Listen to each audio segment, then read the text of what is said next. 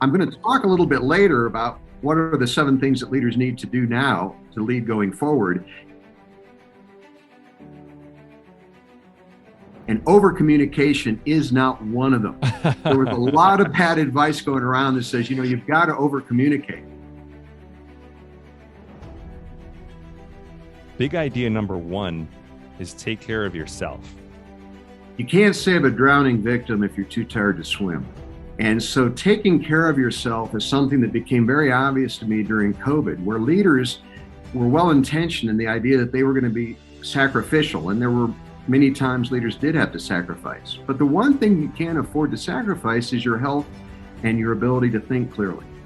And what happened during COVID is working hours disappeared. Now, I know a lot of leaders don't work 8 to 5, but we went from 8 to 5 to 24/7. Mm-hmm. And the phone could ring at 10 o'clock at night, or they could stay awake and send an email at 3 a.m. in the morning. And over time, leaders became so depleted of their energy and enthusiasm that they began to inadvertently deplete the people they led of those things. Taking care of yourself is not rocket science. It's about getting enough rest. It's about recreation and rejuvenation, making time to rejuvenate yourself. You can't do that if you're obsessed 24/7 with your work. You have to look at what are the simple things like diet and exercise and how do they impact you. And I'm not a fanatic about it, but I learned a long time ago that it's hard to live a high performance life in a low performance body. And one of the things that I did during COVID was, even though my gym closed, is I worked out 6 days out of 7, did some kind of exercise in my basement, because I knew it'd be easy to become lethargic and to lose some of that mental acuity that comes from a lack of physical well-being and energy. So number 1, take care of yourself first, and then here's the rest of it, as you know, Matt, so that you can take care of the people that you lead. Big idea number 2 is teach responsibility. If I was an anthropologist, a social anthropologist, I'd start to look at where we started to believe that action was what people were paid to do. Maybe it was back 50 years ago when the leader or manager gave instructions and the follower simply carried them out. There was actually a time where, believe it or not, managers would say, your job isn't to think, it's to do. Well, we don't live in that world anymore. And so as a result, however, some people still hide behind taking action. And you'll hear it when they say, well, I did what I was supposed to do. Well, if the customer's still unhappy, if the colleague still doesn't have what they need, if the problem isn't solved, then taking action wasn't enough. Responsibility is an output, action's an input. And during COVID, you could not monitor the actions of the people who were working remotely. Right. But you did know that if they took responsibility, somehow magically the job got done, the problem got solved, the customer got taken care of, the coworker got what they needed. So we need to teach people that it's not enough to take action. Responsibility is identifying what needs to happen and making it happen. And the good news is, if they've been trained adequately and there's conscientious people, and I hope those are 2 ways to describe the people you lead, wherever you are and wherever you're listening, then you can trust that to happen. But they need to understand just going through the motions isn't enough. You don't get paid for taking action. You get paid for taking responsibility. And I believe we've got to teach that. We can't assume that people will naturally understand the differences between those 2. Big idea number 3 is refocus. Well, unless everything you did pre-COVID works just as well now, you're going to have to refocus. Problem is, a lot of organizations never focus to begin with. I say there's only 3 resources any leader has: their time, their expertise, what they know, their skills, and the time and expertise of the people they lead. So if those are your ultimate 3 resources, then you've got to be able to focus your time and expertise on the time and expertise of your team. I was just speaking to a group of parts and service managers for an international automotive brand. And I said, why don't you ask your technicians and service advisors a simple question? And that question is, what are the 5 most important things I pay you to do every day? Now, I'm guessing, and I'm pretty familiar with the business, there are hundreds of things that a technician or a service advisor does every day, but 4 or 5 of them matter most. And if they're spending the majority of their time on the things that don't matter, they're wasting their time and their expertise. So managers are focused, but leaders create shared focus. And that was a message that I was adamant about pre-COVID. Now what I'm saying is, Let's not assume what used to work still works. We know it doesn't. Not all of it. Some of it does, but a lot of it doesn't. So the question is, how do I need to refocus myself as a leader and what my team does every day to achieve the results we desire now, post 2020, 2021? What I would suggest that a leader does is identify his or her 10 MVP list. That means most valuable and profitable activities. I did it over 30 years ago. I remember I did it sitting in a city park near where I live so I could not be interrupted by distractions. And it took me a long time because, we do a lot of things every day. But I wanted to know, what are the 10 things that if I did only those 10 things, and I'm going to get to the fact that we do more than those 10 things, but if I did only those 10 things, they would give me the biggest payback on my investment of time and energy. Then the next step is even harder. Once you know what they are, you try to schedule 60 to 80% of every day to do them. Not 100% because you can't. You get phone calls, interruptions, distractions, crises, emergencies. I'm still giving you 20 to 40% of every day to deal with the stuff you don't control. Right. But even at 60%, you appear laser focused because what you do is you have a strategy. And now these are the tactics. These are going from the concept to the concrete behaviors that you take every day.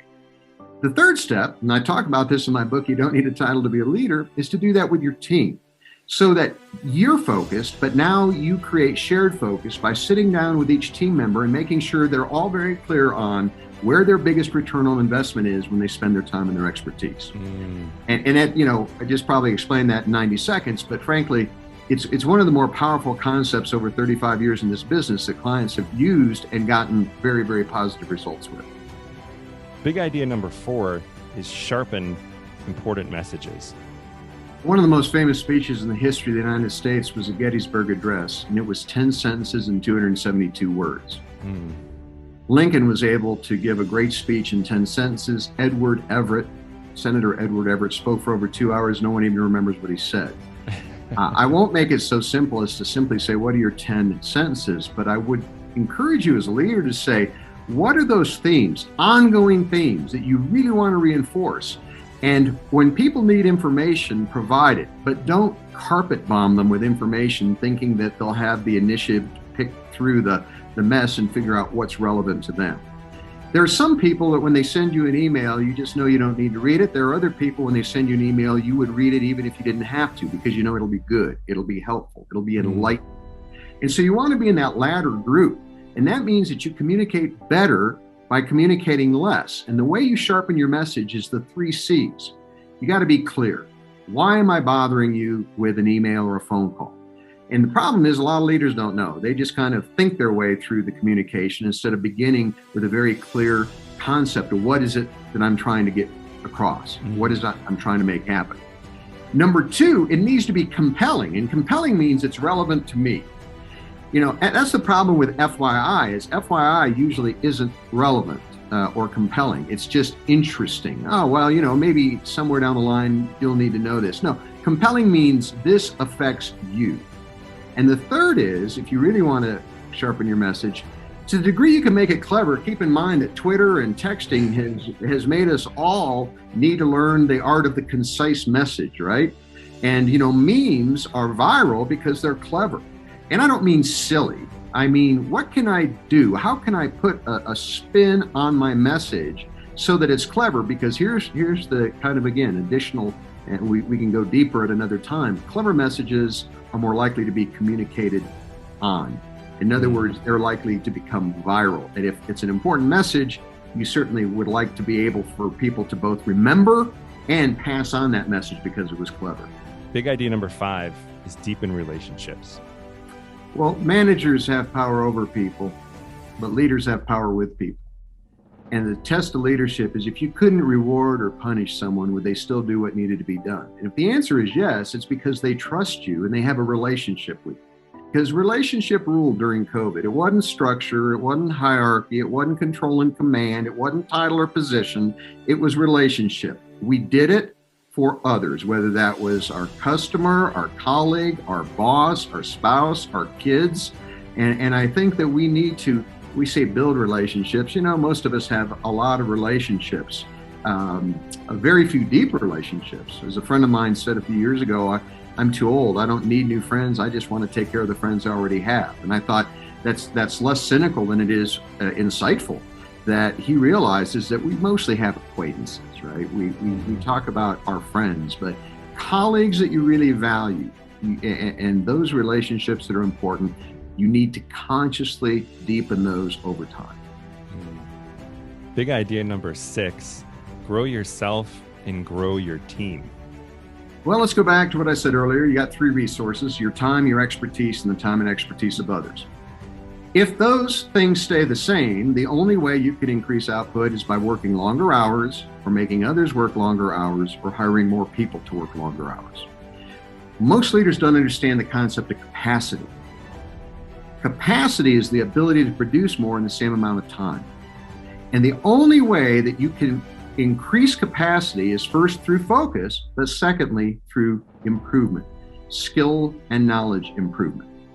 And so when you increase your skill set, you either add a new skill or improve an existing skill, you can now get more done and have greater impact without necessarily working more time. So the 2 questions that I would pose to your listeners today is, number 1, what is your learning agenda for the coming year? Whenever you listen to this, if you don't have a learning agenda, you're not going to get better accidentally. Only wine gets better accidentally with time. The rest of us have to work at it. And number 2, what are you doing intentionally? Not just saying, to your team, and learning's important, do it if you can. What are you intentionally doing in terms of devoting time and resources to making sure that your team is also increasing their capacity? Because the only 2 ways to grow any business in the world: number 1, grow yourself; number 2, grow your team. Big idea number 7, be of greater service. Well, servant leadership's come back into vogue more recently than I can ever remember, and I've been in this space for many, many years. Servant leadership was based on the idea that Robert Greenleaf had in the late 50s, early 60s, that the greatest among you will be your servant. That's what Christ said, but he made it a little less spiritual and more secular, and he basically said leaders exist to serve others. I think the problem is that when it first came out, leaders confused service with servile. The person who checks you out of the grocery store provides you service, but if you called them your servant, they'd probably punch you in the throat. There's a difference between giving service and being servile.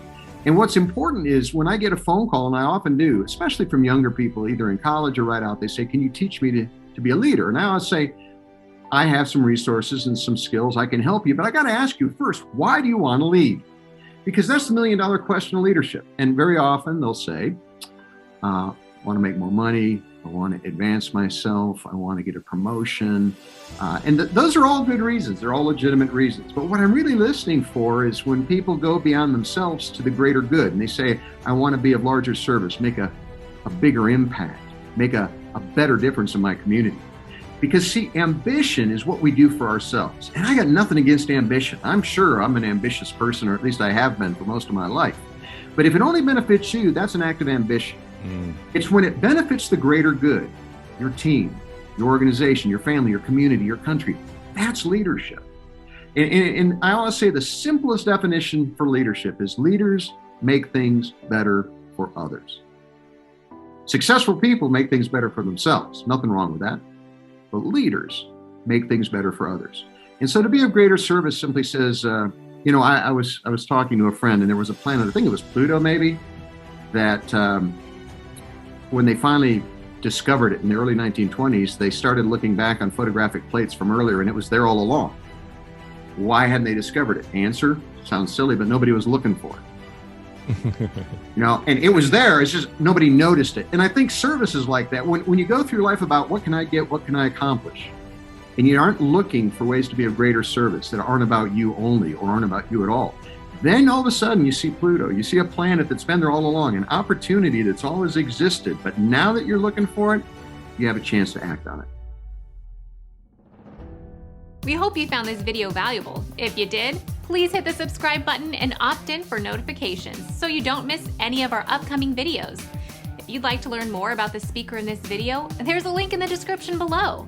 Also, before you go, would you like access to a free, in-depth video training on how to dramatically improve employee engagement and retention? There's a link to that free training as well in the description below. Until next time, we wish you great success building a world-class team or organization that makes a positive impact in the lives of your team members.